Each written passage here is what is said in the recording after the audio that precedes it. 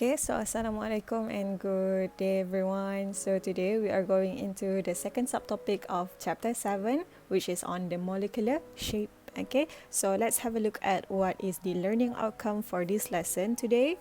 So at the end of this video, you should be able to explain what is Vesper, okay, valence shell electron pair repulsion theory, and then we are going to learn on how to draw the basic shapes. So kita ada 5 basic shapes. So we have linear, trigonal planar, tetrahedral, trigonal bipyramidal and octahedral. Okay, and then lastly we are going to predict and also explain the shapes of molecules and bond angles in a given species. Okay, so first let's have a look first at what is molecular geometry.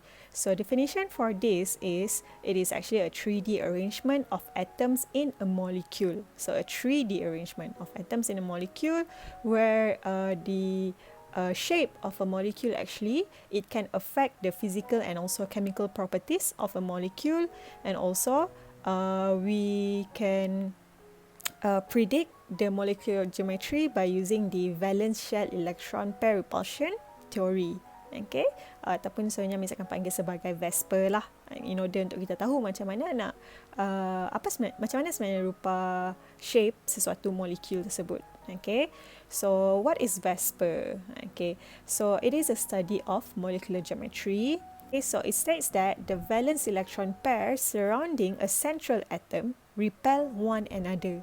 Okay, so valence electron pair. Valence electron pair kat sini boleh jadi ada dua benda lah. Okay, satu adalah bonding pair electrons. Okay, bonding pair electron bermaksud kita punya bond, sama ada single bond ke ataupun double bond ke. Okay, itu adalah bonding pair electron. And satu lagi adalah non-bonding pair. Okay, non-bonding pair electron, ataupun kita sebenarnya kita akan sebut ini sebagai lone pair. Okay, so that is actually a non-bonding pair electron. Dia tak involve pun dalam nak buat bond. Okay, tapi dia ada. So that's why we call it as non-bonding pair electron. So since kita tengah cakap pasal valence electron pair surrounding the central atom, and then nanti the electron pairs akan repel one another lah. Okay, so thus the orbital containing those electron pairs are oriented to be as far apart as possible. Okay, dia akan try to push apart one another, okay, as maximum as possible, sampailah dia berada dekat position yang selesa, yang diorang tak akan repel one another dah. That is the maximum one yang diorang boleh repel. Okay, so there are 3 types of repulsive forces. Okay, so macam Miss cakap tadi, kita ada 2 jenis electron pair kan. Satu adalah the bonding pair, satu lagi adalah non-bonding pair ataupun kita panggil sebagai lone pair. So ada 3 jenis repulsive forces kat sini. The first one adalah between bonding pairs. So antara bond dengan bond, diorang akan repel one another. So satu lagi type adalah antara lone pair dengan lone pair. Okay, and then another one adalah antara bonding pair dengan lone pair pula. Okay, so strength untuk setiap satu repulsive forces ni adalah berbeza. The one yang paling lemah is actually repulsion between bonding pair and also bonding pair. Okay, and then the second one yang kuat sikit adalah lone pair dengan bonding pair. Okay, and last kali yang paling kuat adalah repulsion between lone pair dengan lone pair. So mungkin kamu tak dapat imagine sekarang, so let's have a look dekat the next slide. Okay, so given to you here we have 3 example lah. So 3 example kat sini, kita ada CH4, we have NH3, and we also have H2O kat sini, kita ada water. Okay, tapi untuk CH4, the central atom carbon, dia ada 4 bond kan. Okay, tapi kalau kita punya ammonia kat sini, dia ada 3 bond. The one yang kamu tengok yang warna hijau tu. Okay, so that one adalah bond dengan hydrogen, and then dia ada satu yang warna merah sini kan. Satu warna merah tu sebenarnya adalah lone pair. Okay, itu adalah lone pair. And then water ni pula, so as you can see, the one yang green adalah bond, okay, antara oksigen dengan hidrogen. Tapi yang warna merah kat sini pula adalah lone pair. So ada 2 lone pair kat situ dekat dengan kita punya oksigen. Okay, jadi kita tengok dahulu yang gambar bahagian bawah pula. So the figures here dia ditunjuk dalam bentuk 3D lah. Okay, sebab as you can see kita ada wedge and dash. Selain daripada dia guna line yang lurus biasa ni jak, so dia guna juga wedge. Wedge ni yang tebal sikit. And also dash kan dekat sini. Jangan risau sangat pasal yang tu. The wedge is actually menunjukkan yang bond tersebut berada dekat bahagian hadapan. And dash pula menunjukkan bond tersebut sebenarnya berada dekat bahagian belakang. Okay. So, kita boleh nampak kan tadi kita ada cakap pasal antara bonding pair dengan bonding pair punya repulsion paling lemah kan, and then yang paling kuat adalah antara lone pair dengan lone pair kan. So we can see that through this example here. So for example kita tengok CH4 dia langsung tak ada lone pair kan, semuanya adalah bond. So antara semua bond ni dia akan repel with one another. So bila dia repel with one another, so paling jauh, paling maksimum dia dapat tolak one another pun adalah 109.5 degree. Okay, perbezaan antara bond angle kepada another bond adalah 109.5 degree. Tapi kalau kita tengok pula the next one yang tengah-tengah, ammonia. So ammonia it consists of one lone pair. Okay, so bahagian atas ni adalah lone pair, yang lain kat sini adalah bond. Okay, disebabkan ada kehadiran lone pair, satu lone pair kat sini, and lone pair dengan bonding pair repulsion dia lagi kuat kan. So dia akan push. Okay, so sini ada repulsion antara sini dengan sini, ataupun antara lone pair ni kepada bond yang wedge ni, and then antara bond yang lone pair ni dengan bukan bond pun sebenarnya. Okay, dia just lone pair je, antara lone pair dengan kita punya single bond yang kat bahagian belakang ni. Okay, so dia akan tolak, dia akan repel lagi kuat. So menyebabkan bila kita tengok bond angle antara bonding elektron kepada bonding elektron, antara dua sini, antara sini, okay, so it is only 107.3 degree, meaning makin kecil. Okay, so kalau kamu imagine payung kan, so payung, let's say payung tu mula-mula macam ni, okay, tapi disebabkan ada satu repulsion yang lagi kuat, dia tolak bond tu jadi lagi ke dalam, menyebabkan angle tu jadi lagi kecil. Okay, sebab ada lone pair tu dia akan repel lagi kuat. Okay, tapi kita tengok pula bila kita punya H2O ni, H2O dia ada dua lone pair kan. So antara lone pair dengan lone pair ni dia akan try to tolak one another, dia akan repel one another lagi kuat. So bila dia repel one another lagi kuat, apa yang berlaku dekat bond ni pula, okay, antara dua bond ni pula dia akan jadi lagi kecil. Okay, so that is why bond angle antara OH dengan sini dengan this one OH kat sini adalah 104.5 degree sahaja. Okay, so we can say that lone pair versus lone pair punya repulsion ni adalah yang paling kuat. Okay. Right, so from apa yang kita belajar tadi, we can divide the molecules into two categories. So the first one is central atom with no lone pair. Okay, dia langsung tak ada lone pair dekat central atom.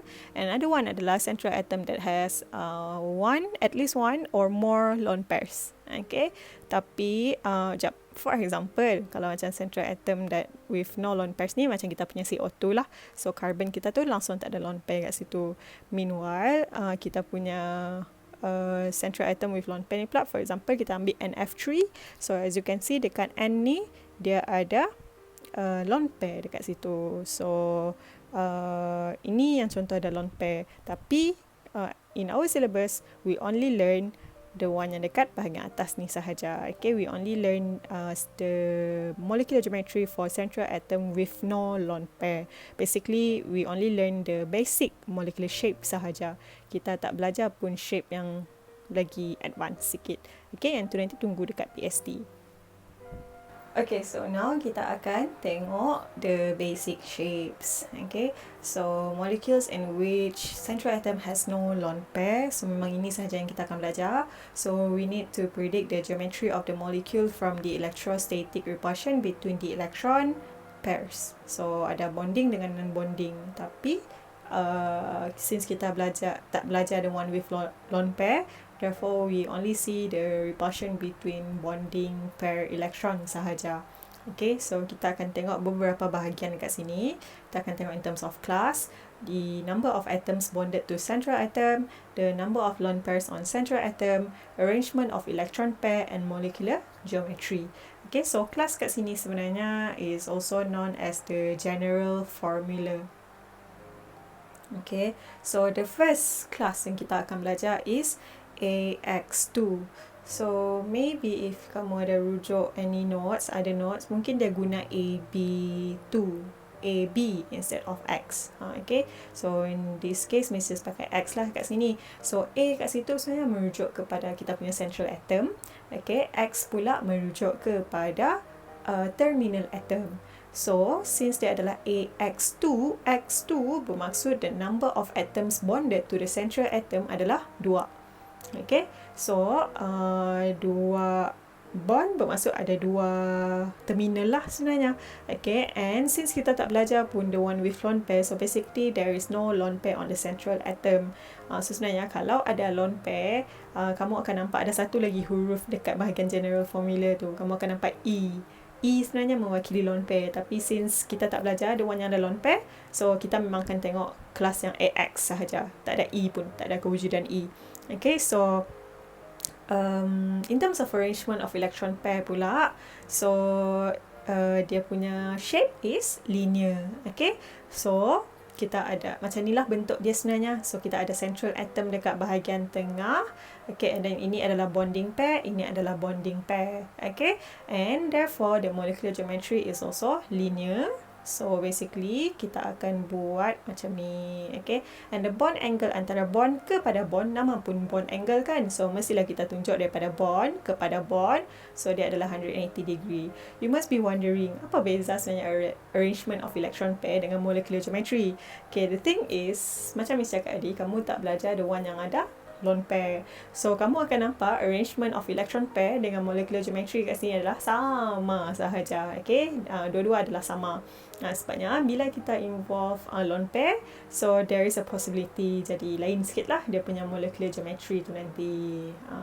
So dekat sini kamu akan tengok sama sahaja sebab kita tak belajar langsung yang ada lone pair, because lone pair dekat central atom memang akan sentiasa 0 lah in this case. Okay, so the way bila kamu nak tulis untuk yang ni nanti adalah kita tengok example lah. Okay, so macam kita punya beryllium, we have beryllium hydride. Okay, beryllium hydride is BeH2. Okay, so Be adalah central. So cara nak lukis dia adalah, so Be letak tengah and then just put H dekat kiri kanan dia lah. Okay, and then antara bond kepada bond pula adalah 180 degree. So macam gambar kat sini lah. And since kita punya central atom yang warna biru ni, dia tak ada lone pair pun, so that is why the bond angle is 180 degree, and this is said to be, apa shape dia? Linear. Okay, ini adalah linear. Okay, so kita pergi pula contoh yang seterusnya. Kita ada juga carbon dioxide. Okay, so carbon dioxide pun, as you can see, so the carbon itself here, it doesn't have any lone pair. Okay, and then it has 2 terminal atoms. Okay, so it shows that this is linear juga. Okay, dia punya general formula adalah AX2 lah. Okay, because the carbon, dia ada 2 bond yang attached dengan dia, but with no lone pair. So that is why dia adalah AX2 secara generalnya. Okay, and then AX2 shows that it is a linear shape, and it also shows that it is 180 degree dia punya bond angle. So boleh lukis lah dia punya bond angle dekat sini. Okay, and then kita masuk pula shape yang seterusnya. Okay, so we're done with the linear one. Kita tengok pula kelas yang AX3. So AX3 meaning the number of atoms bonded to the central atom ada 3. Bermaksud ada 3 lah terminal atom. Lone pair pula 0 lah. So arrangement of electron pair dia adalah trigonal planar. So macam ni rupa trigonal planar dia. So kita ada 3 bonding pair kat sini. 1, 2, 3. Okay, and then the bond angle antara bond kepada bond adalah 120 degree. This bond kepada this bond pun adalah 120 degree. Bond sini pergi bond sini pun adalah 120 degree. And since tak ada lone pair, so basically the molecular geometry is also trigonal planar. Okay, so this one very simple lah. Kamu just ambil central atom letak dekat tengah. Okay, and then satu ke atas. And then kamu just buat macam V terbalik dekat bawah ni. so you get the trigonal planar punya shape. Okay, so next kita pergi tengok contoh. So for example, kita ada boron trifluoride, so BF3. Okay, so BF3 kita boron, dia tak ada lone pair. Okay, the blue one is boron, so dia tak ada lone pair pun dengan dia, and then dia attach kepada 3 bond. Okay, 3 atom yang attach dengan dia. So that is why yang ni shape dia adalah trigonal planar. Kenapa planar? Planar bermaksud dia berada di atas plane yang sama. So as you can see, ini let's say yang warna kuning ni adalah satu kertas. Bila kamu letak semua atom tu atas kertas tu, kamu akan nampak dia satu plane je. Okay, so that is why it is said to be trigonal planar. Kenapa trigonal? Sebab kamu nampak kan dia dalam membentuk dalam triangle ni. Okay, dia membentuk triangle. So that is why it's said to be trigonal planar. Okay, and then the next one is AX4. So AX4 meaning there is 4 atom bonded to the central atom with no lone pair. So the arrangement of electron kat sini adalah tetrahedral. Okay, so tetrahedral, this is how it looks like. Okay, so kita ada satu bonding pair kat sini, satu bonding pair sini, satu bonding pair sini, satu bonding pair kat sini. Okay, so molecular geometry pun sama jugalah sebab kita tak ada lone pair, so it is also tetrahedral. Okay, so kalau kita guna AX4 tu tadi, that is how it looks like. So cara nak lukis dia ni, hint dia adalah macam kaki ayam sebenarnya. Okay, macam kaki ayam. So kaki ayam ada kaki yang atas dia tu kan, and then dia punya jari pula dia, yang ni ada 3 jari lah. Okay, so kamu boleh buat macam ni. So X, X, X, X. Okay, so this is how you draw untuk kita punya AX4, untuk kita punya tetrahedral. Okay, for example adalah methane. Methane kita CH4 lah. Okay, CH4. So carbon kita dekat sini dia tak ada lone pair. Okay, and then it has 4 atoms bonded to the central atom carbon kita kat sini. Therefore this is tetrahedral, and the bond angle adalah 109.5 degree. So from this bond to this bond pun adalah 109.5 degree. Bond sini pergi ke atas pun 109.5 degree. Bond yang ni pergi ke yang belakang ni pun adalah 109.5 degree juga. Okay, so memang satu bond angle sahaja dekat sini. Okay, and then next kita pergi kepada kelas AX5. Okay, meaning the number of atoms bonded to the central atom is 5, no lone pairs, and the arrangement of electron pair is trigonal bipyramidal. Okay, nanti Miss tunjuk kenapa dia adalah trigonal bipyramidal. Okay, so ada 2 angle yang dekat sini. Okay, jadi Mrs. nak bagi tahu the one yang dekat atas ni, lepas ni Miss tunjuk. And then molecular geometry is trigonal bipyramidal juga. So sini yang Miss guna AX5 lah kat sini. Okay, so cara nak lukis dia adalah lukis K terbalik. Okay, K terbalik maksudnya kamu ada central atom. Okay, and then kamu buat garis lurus dulu. So X, X. Okay, so kalau K yang betul, dia sebelah kanan kan, dia sebelah kanan dia punya, kita nak lukis the next one, tapi yang ni kita lukis yang sebelah kiri dia. Okay, so buat K terbalik. Ini yang Miss maksudkan dengan K terbalik lah. Okay, and ni baru ada 4 bond kan, so satu lagi bond pula just lurus je dekat sebelah kanan tu pula. Okay, so this is how you draw untuk trigonal bipyramidal. And kalau kita tengok based on gambar kat sini, okay, so this part sebenarnya bahagian atas ni dengan bahagian bawah ni, okay, these two is what we call as the axial position.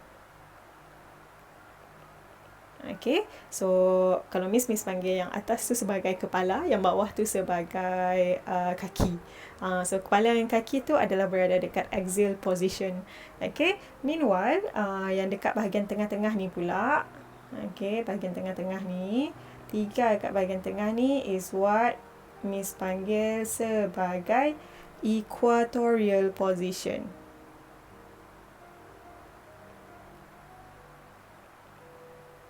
ataupun bahasa simple, kalau Miss sendiri, Miss just panggil tu badan. Okay, so yang axial position tu adalah kepala dengan kaki, and then equatorial position yang 3 kat tengah-tengah tu, itu adalah bahagian badan dia. Mungkin tak nampak sangat sekarang apa kegunaan macam nak faham axial dengan equatorial ni. Tapi kalau once kamu dah belajar pasal lone pair nanti, ada kewujudan lone pair tu nanti, kamu akan faham kenapa kita nak guna bahagian axial dengan equatorial ni nanti. Okay, for now not really lah. Okay, tapi as you can see daripada gambar tepi ni, it shows that ada 2 bond angle dalam structure trigonal bipyramidal kita ni. Okay, so antara axial kepada equatorial is 90 degree. Okay, meanwhile, antara kita punya equatorial dengan equatorial pula, this part here adalah 120 degree. Okay, so antara axial kepada equatorial 90 degree. Meanwhile, daripada equatorial dengan equatorial sendiri adalah 120 degree. Okay. So this is example. Kita ada P phosphorus pentachloride. Phosphorus adalah P, penta bermaksud ada 5, chloride ada 5 chloride lah. So PCl5. Okay. So we have phosphorus sebagai kita punya central atom, and we have the yellow one is the chlorine. Okay, so kita ada chloride ion kat situ. So kamu nampak kan sini antara axial kepada equatorial 90 degree, and then antara equatorial kepada equatorial pula adalah 120 degree. Okay, so jangan lupa tadi Miss pesan lukis K dahulu, K terbalik. Okay, K terbalik dahulu, and then baru kamu buat satu lagi bond tu, just lurus jap. Okay, and then next, last kali kita ada AX6. Okay, this is the last one untuk basic shape, meaning there is 6 atoms bonded to the central atom with no lone pair. So the arrangement of electron pairs adalah what we said as octahedral. Okay, octahedral. So this is how it looks like. Okay, it's not that complicated, jangan risau, it's not complicated pun. And then the molecular geometry is also octahedral. Okay, so this is how it looks like. Okay, so cara nak lukis yang ni pula, so just lukis dahulu badan dengan kepala dia, the axial position. Okay, so lukis the axial position. Okay, and then just buat X. Okay, so X. Buat macam ni. So ini adalah untuk kita punya octahedral. And octahedral ni very simple. Mana-mana pun daripada axial pergi equatorial kah, meaning axial pergi ke equatorial ataupun equatorial kepada equatorial, itu semua adalah 90 degree. Okay, semuanya adalah 90 degree. So the only shape yang kita ada 2 bond angle is trigonal bipyramidal sahaja. The rest of the basic shape semua ada satu sahaja bond angle dia. Okay, so this is example untuk sulfur, untuk octahedral. Kita ada sulfur hexafluoride, meaning SF6. Okay, so this is how it looks like. Okay, so ini adalah contoh untuk linear. So as you can see, we have one central atom, the black one, and we have 2 terminal atom, the red one. But this one adalah contoh untuk yang double bond, yang macam CO2 tu. Okay, so this is considered as linear lah. So as you can see, antara this central kepada terminal ni, dia linear, dia straight jar, and even antara this central kepada this terminal is also straight juga. Okay, so kalau kita tengok pun daripada merah ni ke merah ni, sebenarnya dia lurus je. Okay, so antara this bond kepada this bond here adalah 180 degree. Okay, ini pula adalah contoh untuk trigonal planar. So we have one central atom and we have 3 terminal atom. Okay, so as you can see, trigonal bermaksud dia dalam bentuk macam triangle, and then planar because it is all on the same plane. Okay, tak ada yang terangkat pun kan. So kalau Miss tunjuk dari sisi tepi dia pun, so kamu boleh nampak yang dia satu plane yang sama. Okay, so ini adalah apa yang kita panggil sebagai trigonal planar. and antara bond kepada another bond. So the bond angle here is 120 degree. Okay, even daripada bond ni pergi sini pun 120 degree, sini pergi sini pun 120 degree. Okay, so this is example for tetrahedral. Okay, so for tetrahedral we have one central atom and also have 4 terminal atoms. Okay, so ini dua ni means letak berada di atas plane yang sama. So as you can see ada satu yang ke hadapan, satu bond yang ke hadapan, satu bond yang ke belakang. Okay, so tadi means ada introduce kejap pasal 3D structure kan, where you use the dash and hash. Okay, where the wedge and dash. Okay, the wedge adalah bahagian yang mengarah ke hadapan, meanwhile the dash pula menunjukkan bond tu sebenarnya berada dekat bahagian belakang. Okay, so kalau kita tengok, kalau kita pusing-pusing pun daripada mana-mana sisi pun sebenarnya bond angle untuk semua ni adalah sama saja. From this bond to this bond sama, this bond pergi sini sama, sini pergi sini sama, and semuanya adalah 109.5 degree. Okay, so this is tetrahedral. Okay, so this one is for your trigonal bipyramidal. Okay, so trigonal bipyramidal. So kita ada bahagian axial. Axial adalah bahagian kepala dengan kaki dia.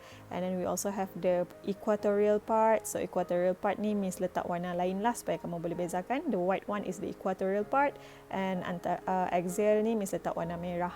Okay, so untuk trigonal bipyramidal we have one central atom and we also have 5 terminal atoms. Okay, so untuk trigonal bipyramidal, kenapa trigonal? Sebab trigonal adalah bila kita tengok daripada sisi atas, so as you can see dia membentuk triangle. Okay, and then kenapa dia bipyramidal? Bi bermaksud dua kan, piramid pula adalah pyramidal pula adalah piramid. So sini dia akan membentuk piramid lah, piramid. So ini satu piramid dekat bahagian atas, and then we have another pyramid dekat bahagian bawah ni. Okay, so that's why nama dia adalah trigonal bipyramidal. And then untuk trigonal bipyramidal ada dua bond yang involve. Okay, so dia adalah antara axial dengan equatorial ni. So kat sini kita nampak dia adalah 90 degree. Okay, 90 degree. So kalau miss pusing kat sini pun you can see that 90 degree. Even dengan bawah ni, okay, bond antara axial dengan equatorial ni 90 degree. Okay, itu antara axial dengan equatorial, tapi antara equatorial dengan equatorial pula, so this one equatorial pergi equatorial, this part pergi sini, sini pergi sini, itu semua adalah 120 degree. Okay, so now we have octahedral. So untuk octahedral ni kita ada satu central atom and we also have 6 terminal atom. Okay, the white one. Okay, so this one agak senang lah sebenarnya. Kalau kita tengok in terms of bond angle dia, so semuanya adalah 90 degree. Okay, kalau kita tengok daripada sisi atas ni, from this bond to this bond 90, pergi sini 90, pergi sini 90, pergi sini pun 90. Okay, and then kalau miss pusingkan pun, antara this part tadi, sini pergi sini pun 90 degree, sini pergi sini pun 90 degree. So yang ni semua dia punya bond adalah 90 degree daripada bond kepada another bond. Okay, so now kita masuk the last part, which is to predict the molecular geometry of a molecule ataupun ion. Okay, so ini adalah steps yang kamu kena ambil lah. The first one is to draw Lewis structure for a molecule. So Lewis structure yang kamu kena draw kat sini mesti adalah the most plausible Lewis structure, and kena follow rules yang kita dah belajar kena follow steps yang kamu dah belajar in the previous video. Okay, macam mana nak lukis the Lewis structure tu. Okay, and then the second one adalah to count the number of lone pairs on the central atom and the number of atoms bonded to the central atom. Tapi kita sebenarnya tak payah bother sangat pasal number of lone pair ni lah. Kita terus kira sahaja the number of atoms bonded to the central atom. Okay, and then yang ketiga pula adalah we use the Vesper to predict the geometry of the molecule. So kita guna yang valence shell electron pair repulsion punya teori. Okay, so in order to identify the general formula, the molecular geometry and also the bond angle. So for example, kita tengok yang ni. So kita ada POCl3. So the first one tadi adalah to draw the Lewis structure.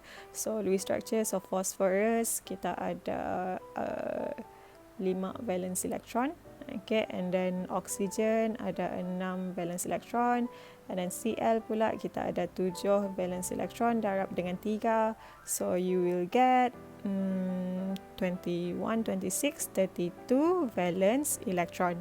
Okay, so kita ambil P as the most electropositive atom antara PO dengan Cl, so dia akan jadi central. So now kita just letaklah Cl, O, and then Cl, Cl. Okay, and then kita kena octetkan di terminal atom kan.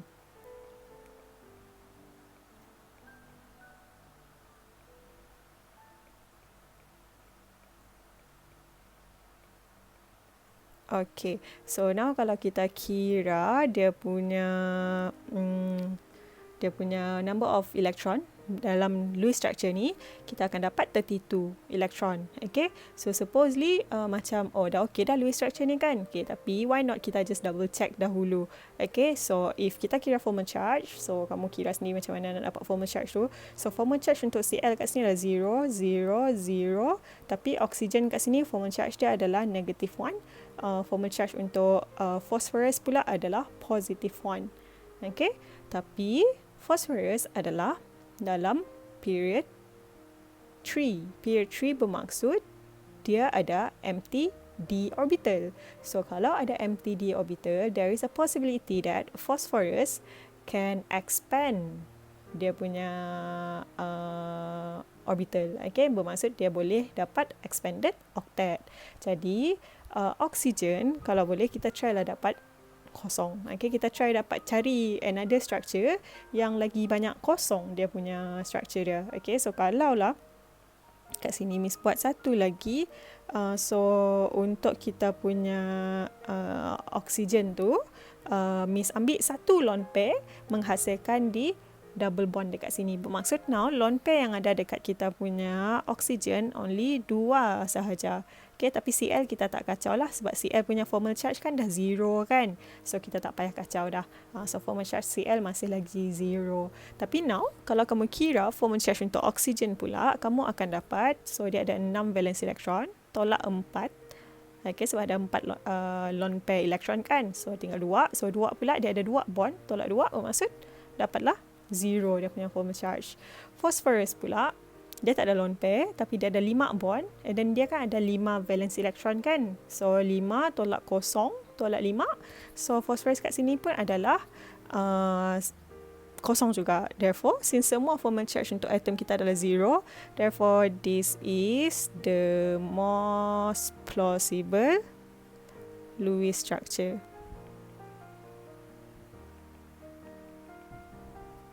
Okay, jadi now barulah kita pergi kepada yang nombor 2. Count the number of atoms bonded to the phosphorus. So as you can see, how many atoms yang ada dekat kita punya P ni. Ada Cl ada 3, dan ada oksigen, ada 4. Okay, so kalau ada 4, bermaksud kamu boleh predict the general formula.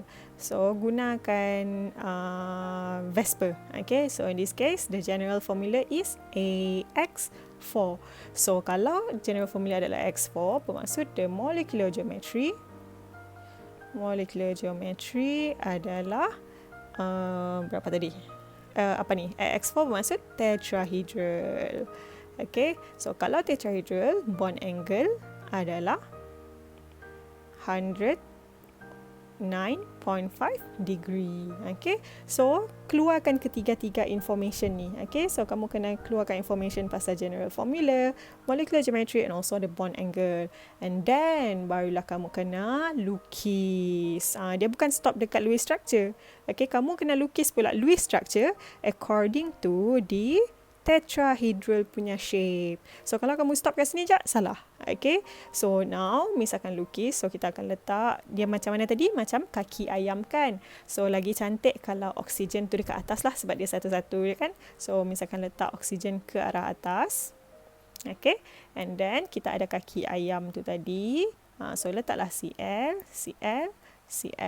Dan jangan lupa Lewis structure kan. So kena ada lone pair. Jangan hilang lone pair tu pula tiba-tiba. Okay, so barulah stop kat sini. Okay, one last thing, satu lagi. Jangan lupa letak the bond angle, lukis bond angle dalam structure kamu ni juga. Okay, so Miss letak antara O dengan CL ni lah. So this is 109.5 degree. Okay, so this is how you answer bila dia minta kamu predict the molecular geometry of a molecule. Therefore, this is how you do it. Okay, so let's have a look. Let's have a try satu lagi example. Okay, so kita tengok example 2. So predict the molecular geometry of CO32 negative. Okay, CO32 negative. So lukis Lewis structure dahulu kan. Lukis Lewis structure. So carbon ada 4 elektron, oksigen ada 6, darab dengan 3 elektron. And then kita ada negative 2 charge. Maksud ada lagi 2 elektron yang nak kena ditambah. Okay, therefore kita akan dapat 6 darab 3, 18, tambah lagi 6, 24 elektron. Okay, so in total we have 24 electrons.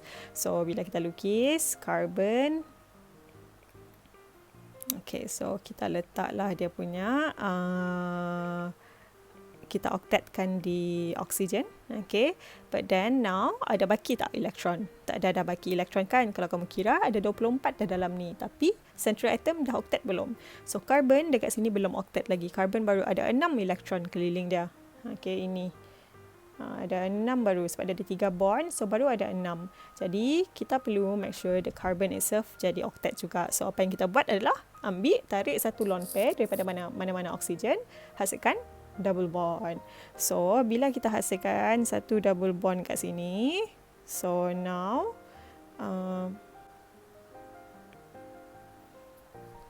okay, kita padam dah satu double bond, satu lone pair kita dah padam. So now kita punya central atom pun dah octet. Okay, so kalau kamu just double check lagi dia punya formal charge, so you get that this one adalah -1, ni -1, ini 0, carbon 0.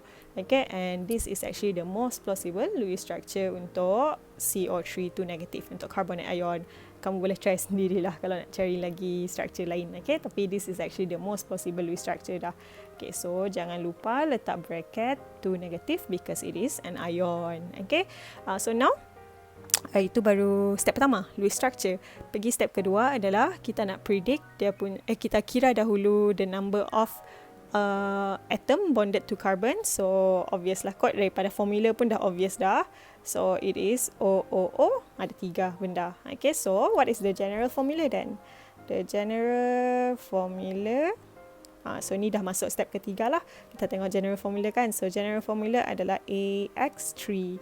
So kalau daripada AX3, it shows that the molecular geometry is trigonal planar. Okay, and then bond angle pula untuk trigonal planar is 120 degree. So now the last part is to draw kita punya Lewis structure ni tapi dalam bentuk trigonal planar. So trigonal planar very simple lah, letak carbon kat tengah. So it's up to you nak letak mana-mana kat atas, tapi Miss just ambil lah yang double bond tu pergi ke atas, and then lagi 2 oksigen tu just kiri kanan carbon kita ni, and jangan lupa di lone pair. And jangan lupa bracket. And last kali adalah bond angle. Okay, habis untuk kita punya example 2 ni. So now it's your turn untuk try on your own. So try this 7.0. Okay, so Miss bagi kamu 4 molekul kat sini. So complete the following table by drawing the most plausible Lewis structure untuk setiap satu molekul ataupun ion yang ada sini. And then draw the molecular geometry, bagi tahu the bond angle berapa, and also bagi tahu what is the general formula. Okay, so I think that's it. Thank you class. Annyeong.